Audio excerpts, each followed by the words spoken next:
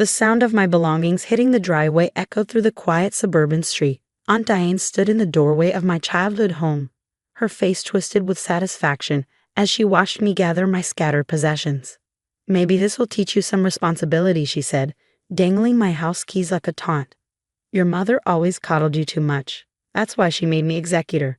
She knew you couldn't handle the estate yourself." I carefully folded a fallen sweater, the one Mom had given me last Christmas. "Is that what the will said? That I couldn't handle it?" "The will gave me full discretion," she snapped, "and I'm exercising it. The house is being sold, and the money will be properly managed. By me. My name is Maya Chen, and at 26, I was watching my aunt steal my inheritance in broad daylight. What she didn't know was that I'd seen this coming long before my mother's death 3 months ago." "Well," I said, zipping up my last bag, "I appreciate you being so clear about your intentions." Diane's smirk faltered slightly. She'd expected tears, begging, maybe even a scene that would justify her actions to the neighbors. My calm acceptance clearly unsettled her. "Don't even think about contesting this," she warned. "The paperwork is ironclad. Your mother trusted me to make the right decisions." "No, I thought my mother had trusted you because she was too sick to see what you really were." "But I'd seen it, and I'd spent the last year preparing for exactly this moment." Mom's cancer diagnosis had come as a shock to everyone except Aunt Diane. She'd moved in almost immediately, positioning herself as the devoted sister-in-law, helping manage medical decisions and household affairs. I'd been away at college, finishing my business degree, but something about her sudden devotion had felt off.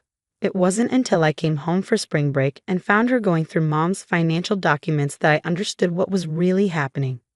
She'd been laying groundwork, slowly manipulating my mother's trust, positioning herself to take control when the time came. That night, I'd made 2 phone calls.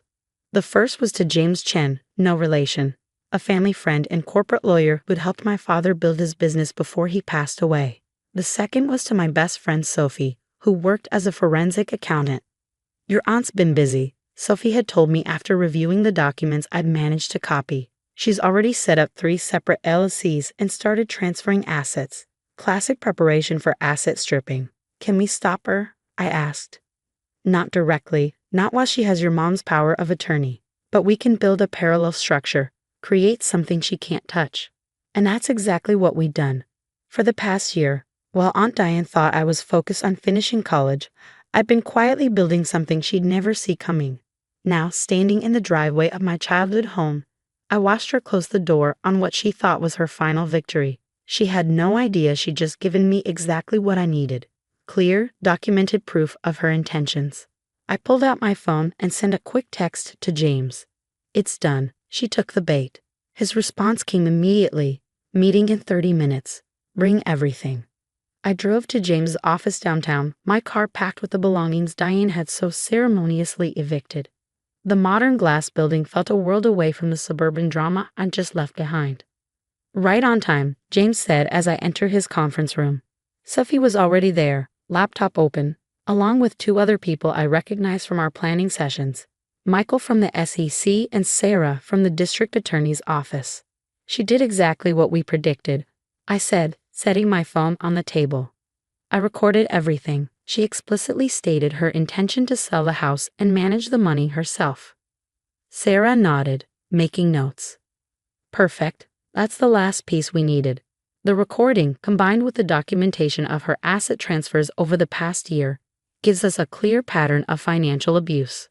"What she doesn't know," Sophie added, turning her laptop so I could see the screen, "is that we've been tracking every move. Every shell company, every hidden account, every manipulated document. It's all here." I looked at the complex web of transactions she'd mapped out. Diane had been thorough, I had to give her that. She'd spent months setting up her scheme, probably thinking her business degree and real estate license made her smarter than everyone else. But she'd forgotten one crucial detail. My father hadn't just been a successful businessman. He'd been an expert at corporate structure and asset protection. And before he died, he taught me everything he knew. "Show her," James said to Sophie. Sophie pulled up another screen, this one showing a different set of business entities and transactions. "While your aunt was busy stealing your inheritance the old-fashioned way, we built something much more sophisticated." There it was, Peterson Innovation Group, the company I'd officially founded 6 months ago using the trust fund my father had left me. The one asset Diane hadn't known about because Dad had set it up through a separate law firm. The best part, Sophie continued, is that we used her own playbook against her. Every time she set up a shell company, we created a parallel structure. Every property she tried to transfer, we established a competing claim. It's all perfectly legal, completely documented, and absolutely bulletproof. And now that she's explicitly stated her intentions to sell the house, Sarah added, we can move forward with the fraud charges. I sat back, feeling the weight of the past year's secret work finally lifting. What happens next? Michael from the SEC spoke up for the first time. We move fast. The documentation shows she's already trying to list the house. Once she enters into a contract with a real estate agent, we've got her on multiple felony counts, attempted fraud, elder abuse, fiduciary misconduct. And the inheritance? I asked. James smiled. That's where it gets interesting. Remember those 3 shell companies she set up? Turns out they're all subsidiary to Peterson Innovation Group. She just doesn't know it yet.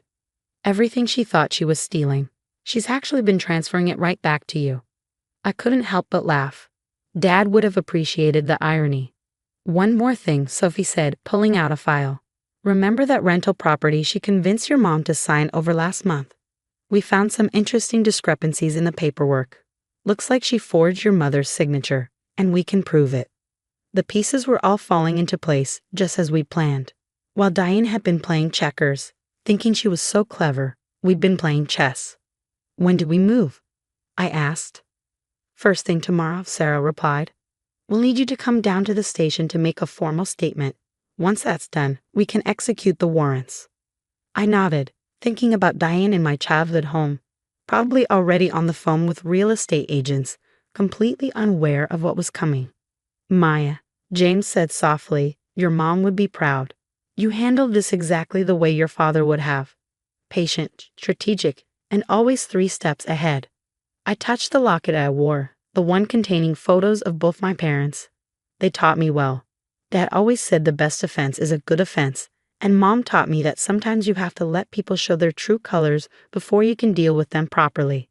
As I drove to my apartment that night, the one Diane didn't know about, paid for through Peterson Innovation Group, I thought about how different things would look tomorrow. The aunt who thought she'd throw me out on the street was about to learn a very expensive lesson about underestimating people. The next morning dawned crisp and clear. I arrived at the police station early, dressed in the same business suit I'd worn to Mom's funeral. Detective Sarah Morgan was waiting for me, case files spread across her desk. Ready? She asked as I sat down. I nodded, pulling out my phone with the recorded conversation from yesterday. More than ready. For the next 2 hours, I gave my official statement, documenting every step of Diane's scheme. The forged signatures, the manipulated bank transfers, the careful grooming of my mother during her illness. All of it laid out in precise, devastating detail. This is one of the most well-documented cases of estate fraud I've seen, Sarah said, reviewing my statement. Most people don't realize what's happening until it's too late. I had good teachers, I replied, thinking of Dad's lessons about business protection and Mom's quiet wisdom about watching people's actions rather than listening to their words. At exactly 10 a.m., 3 police cars pulled up to my childhood home. I watched from Sarah's unmarked vehicle as officers approached the door. Diane answered wearing her real estate agent outfit, clearly preparing to show the house she had no right to sell. The look on her face as they read her rights was almost worth everything she put us through. Almost. Maya, she shrieked, spotting me in the car. What is this? What have you done? I stepped out, maintaining my composure as Sarah had advised. I haven't done anything, Aunt Diane. You did this yourself. Every forged signature, every hidden account, every lie you told Mom while she was dying. You did all of that. Her face contorted with rage. You ungrateful little. Your mother wanted me to handle things. She knew you weren't ready. Actually, James said, appearing from his car with a folder, we have evidence that you manipulated those documents. The real estate transfer from last month. Our forensics team found conclusive proof that you forged your sister-in-law's signature. She was in the hospital that day, heavily sedated. Couldn't have signed anything. Diane's face went pale. That's not. And then there's the matter of the shell companies, Sophie added, joining us. Very clever setup, by the way. Except for one small detail, they all trace back to Peterson Innovation Group, which belongs to Maya. Peterson? What? Diane looked confused, then horrified as understanding dawned. No, that's impossible. I checked everything. Did you? I asked quietly, or did you just assume you were the smartest person in the room? Dad taught me a lot about business structures before he died. Mom taught me about patience. And you? You taught me to always have a backup plan. The officers led her to the police car, still protesting her innocence. I watched as they drove away, feeling strangely empty. This wasn't a victory to celebrate, it was the sad end of another chapter of loss. Inside the house, everything was exactly as Mom had left it. Family photos on the walls, her favorite reading chair by the window, even her gardening magazine still open on the coffee table. Diane hadn't changed anything yet, probably too busy planning her big sale. We'll need to document everything, Sarah said gently. Evidence for the case. I nodded, moving through the rooms of my childhood home. In Mom's office, we found more evidence of Diane's schemes, drafted sales contracts, listings she prepared, even brochures for retirement communities where she planned to stash Mom's antique furniture for safekeeping. The most damning discovery came in a hidden folder on her laptop. Emails dating back over a year, showing how she planned everything while Mom was still relatively healthy. She'd been positioning herself to take control long before the cancer made Mom vulnerable. This explains why she moved in so quickly, Sophie said, reviewing the emails. She'd been planning it for months, just waiting for the right moment. The investigation moved quickly after that. Faced with overwhelming evidence, Diane accepted a plea deal, 5 years in prison, full restitution, and permanent revocation of her real estate license. The hardest part was facing the family. Mom's siblings were horrified when they learned what their sister-in-law had done. They'd all trusted her, believed her stories about protecting the family assets from my supposed irresponsibility. We should have seen it, my Uncle David said when I showed him the evidence. All those times she talked about protecting Helen's interests, she was really just protecting her access to the money. Peterson Innovation Group, meanwhile, had grown beyond its original purpose as a protection against Diane's schemes. The business structures we created to shield my inheritance had attracted attention from other families facing similar situations. You should consider expanding, James suggested during a meeting 6 months later. There's a real need for this kind of protection.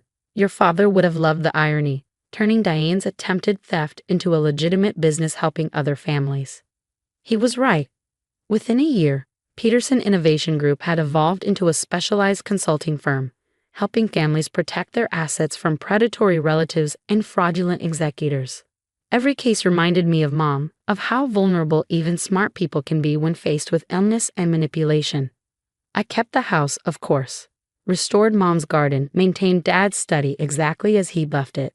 Some things are worth more than money, something Diane had never understood. 1 year to the day after Diane's arrest, I received a letter from her. The prison return address made my stomach turn, but I opened it anyway. Maya, I've had a lot of time to think about what I did. The counselors here say I should take responsibility, show remorse. But the truth is, I'm mostly angry at myself for underestimating you. You're more like your father than I ever realized. I won't ask for forgiveness. We both know I don't deserve it. But I want you to know that I finally understand what Helen and David saw in you. The quiet strength, the strategic mind, the patience to wait for the right moment. You beat me at my own game, and you did it without compromising who you are. Asterisk Diane. I filed the letter away with the rest of the case documents. Her recognition meant nothing. The aunt who'd helped raise me, who'd been at every birthday and graduation, had died the moment she decided to betray my mother's trust. The following spring, I established the Helen Chen Foundation, focusing on supporting families affected by cancer and financial abuse. Its first initiative was a program helping terminal patients protect their estates from manipulation. Your mom would love this, Sophie said during the foundation's launch event. Using what happened to help other families, it's exactly what she would have wanted. She was right. Mom had always taught me that the best revenge isn't about getting even. It's about making sure the same thing doesn't happen to someone else. I still wear the locket with their photos. But now, when I look at their faces, I don't just see what I lost. I see what they gave me: Dad's business acumen, Mom's patient wisdom, and the strength to stand up for what's right, even when it hurts. Diane had thought she was taking my inheritance. Instead, she'd given me the opportunity to build something bigger than myself, a legacy that would help others protect what matters most. Sometimes, on quiet evenings, I sit in Mom's reading chair and think about how differently things might have turned out if Diane had just been honest. If she'd worked with me instead of against me, we might have built something together. But she chose her path, and I chose mine. And in the end, that's what inheritance is really about, not just the money or property we leave behind, but the lessons we teach and the examples we set. Dad taught me to be strategic, Mom taught me to be patient, and Diane, she taught me that sometimes the people closest to us can be the ones we need to guard against most carefully. It's not the lesson she intended to teach, but it's one I'll never forget.